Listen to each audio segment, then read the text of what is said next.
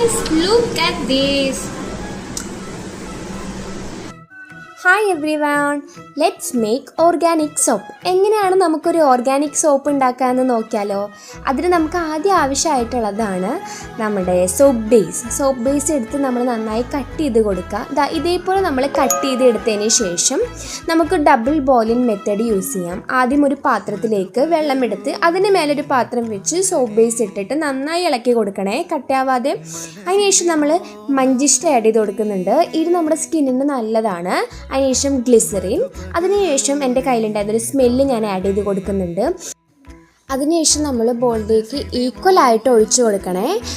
നമ്മൾ കട്ടാവാതെ തന്നെ ഒഴിച്ചു കൊടുക്കാൻ നോക്കണം കേട്ടോ. നമ്മൾ എല്ലാ ഭാഗത്തേക്കും ഒരേപോലെ നമ്മൾ ഒഴിച്ചു കൊടുക്കാം. അതിനുശേഷം നമ്മൾ ജസ്റ്റ് ഒന്ന് ടാപ്പ് ചെയ്ത് കൊടുക്കാം. അതിനുശേഷം നമ്മൾ 1 hour നമ്മൾ വെയിറ്റ് ചെയ്യാൻ വെക്കണം.